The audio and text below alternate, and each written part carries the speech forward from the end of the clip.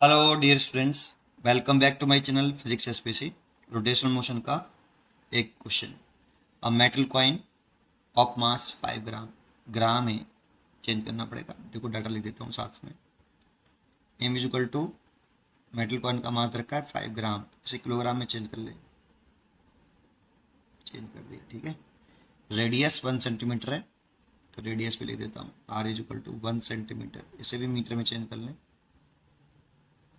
Metre.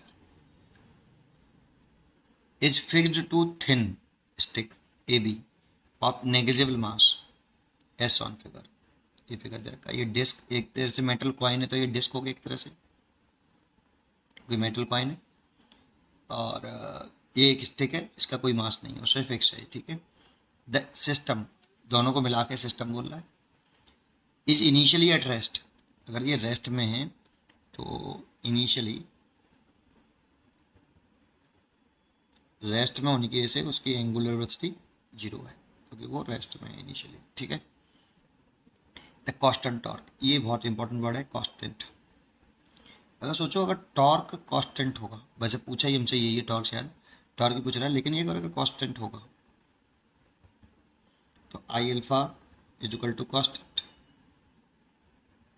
सो alpha भी कैसा होगा, कांस्टेंट। और एंगुलर एक्सीलरेशन जब कांस्टेंट होता है ना तो हम रोटेशनल मोशन की इक्वेशन यूज कर सकते हैं। तो यहाँ टॉर्क कांस्टेंट है, इसलिए हम रोटेशनल मोशन की तीनों इक्वेशन यूज कर सकते हैं, ठीक है। That will make a system rotate about A B 25 rotation per second. अब ये इस एक्सिस के अबाउट जो इसकी फ्रीक्वेंसी रखी है बेटा, ये फ्रीक्वेंसी ऑफ रोटेशन एन दे रखा है बेटा, 25 रोटेशन पर सेकेंड। तो मैं ओमेगा निकाल सकता हूँ, ये फाइनल है 2 पाई एन करके, नहीं 2 पाई और एन 25। ये अब रेडियन पर सेकंड हो गया। देखो इस पे ध्यान दो, ये रेडियन पर सेकंड है, ये रोटेशन पर सेकंड है। ओमेगा की यूनिट रेडियन पर सेकंड होती है, रोटेशन पर सेकंड नहीं होती, वो फ्रीक्वेंसी की होता है। तो 50 पाई रेडियन पर सेकंड ओमेगा हो गया। 5 सेकंड में हो रहा है ऐसा, आफ्टर ये T equal to 5 second after है, टी सेकंड बाद 5 सेकंड पर ये है ना, 5 सेकंड। इनिशियल तो 0 थी। इससे मैं अल्फा निकाल सकता हूँ बेटा, मोशन की 3 इक्वेशन लगा सकता हूँ यहाँ से। Omega is equal to omega naught plus alpha T. Omega मेरे को दे रखा है 50 पाई, ये 0 है, प्लस अल्फा निकालना है और टी 5 सेकंड है, तो अल्फा आ गया 10 पाई, 5 से काट दिया, ये 10 पाई आ गया रेडियन पर सेकंड स्क्वायर। अब देखो टॉर्क निकलवा रहा है हमसे, constant torque about that will make the system rotate about A B. किसके अबाउट रोटेट कर रहा है, देखो सिस्टम किसके अबाउट रोटेट कर रहा है, ए बी के अबाउट। तो इस एक्सिस के अबाउट रोटेट कर रहा है बेटा, तो हमने टॉर्क भी इसी एक्सिस के अबाउट लगाया है। और जिस एक्सिस के हम टॉर्क निकालते हैं आई अल्फा, जिस एक्सिस के हम टॉर्क निकालते हैं उसी एक्सिस के अबाउट मोमेंट ऑफ इनर्शिया निकालते हैं। तो टॉर्क मैंने कौन से एक्सिस के अबाउट घुमाया है, इसको इस पूरे सिस्टम को मैंने इस एक्सिस के अबाउट घुमाया है और इस एक्सिस के अबाउट घुमाया है। तो ये टॉर्क जो आपका है ये हमें निकालना है, वो इस एक्सिस के अबाउट निकालना है। तो मोमेंट ऑफ इनर्शिया भी इस एक्सिस का लेना है। अब इस एक्सिस के अबाउट मोमेंट ऑफ इनर्शिया निकालना रह गया है, बाकी खेल खत्म। अब कैसे निकालें, देखो ये तो मासलेस है तो केवल डिस्क का मोमेंट ऑफ इनर्शिया निकालना है इस एक्सिस के अबाउट। अब इस एक्सिस के अबाउट मोमेंट ऑफ इनर्शिया कैसे निकालें डिस्क का बेटा, देखो इस एक्सिस के अबाउट चाहिए हमें मोमेंट ऑफ इनर्शिया डिस्क का। तो देखो ये डिस्क है, तो डिस्क के डायमीटर के अबाउट मोमेंट ऑफ इनर्शिया, इसे डायमीटर कह सकते हो, प्लेन के पैरेलल और सेंटर ऑफ मास से पास होने वाले एक्सिस के अबाउट या डायमीटर के अबाउट मोमेंट ऑफ इनर्शिया। या तो मैं लर्न होना चाहिए, अगर लर्न नहीं है तो मैं अभी बता दूंगा। अभी तो मैं डायरेक्टली देता हूँ, 1/4 mr² होता है, इसमें m डिस्क का मास है और r रेडियस है। अगर आपको ये लर्न नहीं है तो अभी मैं बताता हूँ थोड़ी देर में, ठीक है। अभी मेरे को, मैं मान के चल रहा हूँ कि मेरे को ये लर्न है और सेंटर ऑफ मास डायमीटर है, सेंटर ऑफ मास से भी होके जा रहा है, लेकिन निकालना मेरे को मोमेंट ऑफ इनर्शिया इस एक्सिस के अबाउट है बेटा। कोई टॉर्क मैंने इसी एक्सिस के अबाउट लिखा है, ठीक है। इस फॉर्मूले को ध्यान रखिए इस चीज़ में।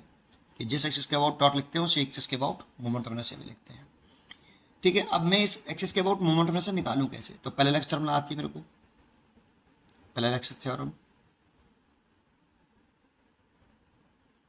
इसमें कंसेप्ट होता है कि आई दोनों एक्सिस पैरेलल होनी चाहिए और एक एक्सिस सेंटर ऑफ मास से जरूर जानी चाहिए। तो सेंटर ऑफ मास से कौन सी जा रही है? डायमीटर वाली, plus M R square, M D square होता है, परपेंडिकुलर सेपरेशन होती है ये वाली, दोनों एक्सिस के बीच की परपेंडिकुलर सेपरेशन यहाँ, और यहाँ सेंटर ऑफ मास के अबाउट मोमेंट ऑफ इनर्शिया लिखते हैं हमेशा, जो कि 1/4 है।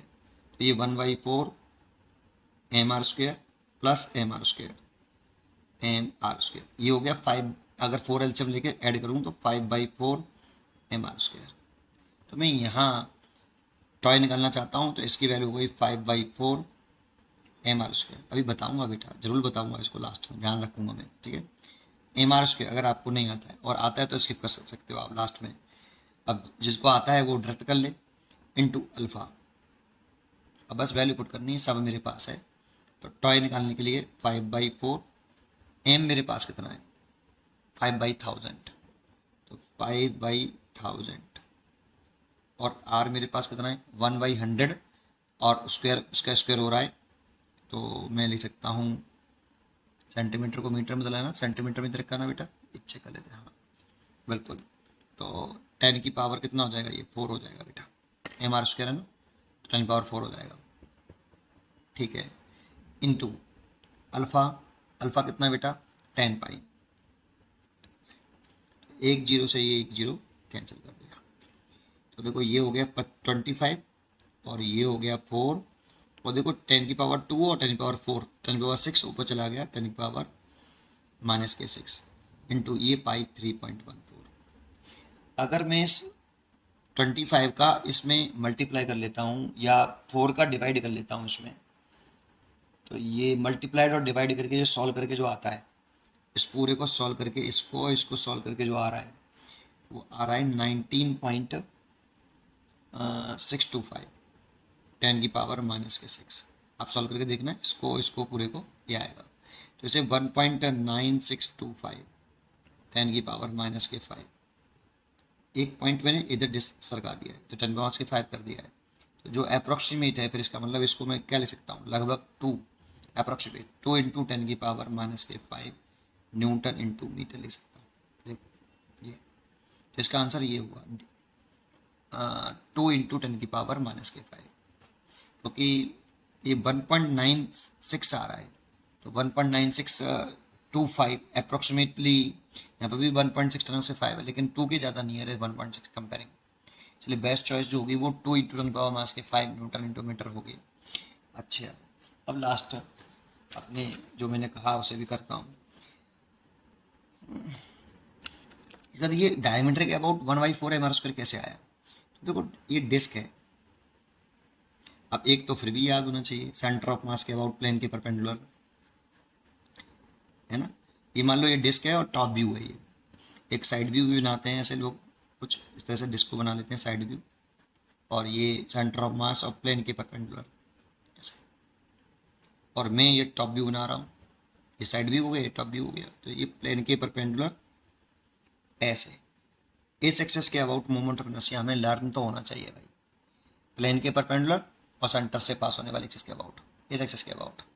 तो इसके अबाउट प्लेन के परपेंडिकुलर है तो जेड एक्सेस मान लेता हूँ, कितना डिस्क है तो हाफ एम आर स्क्वायर, ये तो हमें याद होना ही चाहिए। इसका अगर फिर इसका डेरिवेशन होता है बेटा, सीधा ड्राइव कर सकते हैं हम उसको, है ना।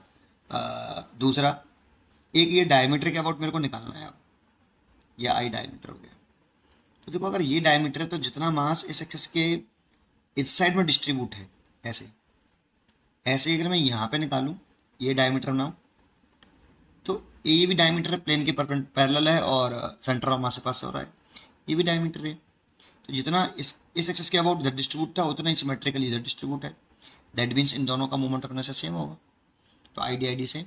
तो इसमें परपेंडिकुलर एक्सिस थ्योरम लगा सकते हो आप, परपेंडिकुलर एक्सिस थ्योरम ये, और परपेंडिकुलर एक्सिस थ्योरम में जो एक्सिस जो प्लेन के एक ही प्लेन में लाई करती हैं, उनके अबाउट मोमेंट ऑफ इनर्शिया का सम। तो ये दोनों एक ही प्लेन में लाई कर रही हैं। और जो प्लेन के परपेंडिकुलर होता है, तो यहाँ पे ये वाला एक्सिस प्लेन के परपेंडिकुलर है, सेंटर ऑफ मास से पास हो रही है, उसका अबाउट उसके इक्वल होता है। जो प्लेन में लाई कर रही है उनका मोमेंट ऑफ इनर्शिया का सम जो प्लेन के परपेंडिकुलर है उसके इक्वल। दूसरी बात, तीनों एक्सिस म्यूचुअली परपेंडिकुलर होनी चाहिए। सेंटर ऑफ मास का कोई कंसेप्ट नहीं है, कहीं से भी पास हो, इंटरसेक्शन पॉइंट सेम जरूर होना चाहिए तीनों का इंटरसेक्शन पॉइंट सेम, तीनों म्यूचुअली परपेंडिकुलर, दो एक्सेस उस प्लेन में लाई कर रही हैं, उनके वॉट मोमेंट ऑफ इनर्शिया का सम, प्लेन में लाई करने वाली मोमेंट ऑफ इनर्शिया का सम जो प्लेन के परपेंडिकुलर है उसके इक्वल, और सेंटर ऑफ मास का कोई कंसेप्ट नहीं, कहीं से भी पास हो। ठीक है, ये होता है। तो 2ID is equal to I Z.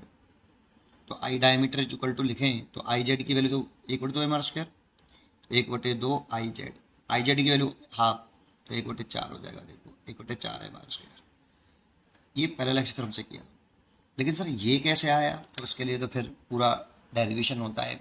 इसको पूरी रिंग डिस्क को इनफाइनाइट रिंग में काट कर फिर आप इंटीशन करके टोटल मोमेंट ऑफ इनर्शिया निकाल सकते हो, तब निकलेगा बेटा। ठीक है, तो अभी तो हाल फिलहाल के लिए इतना ही। उम्मीद करता हूँ कि आपको ये जरूर समझ में आया हो। पढ़ते रहिए और खुश रहिए। Thank you.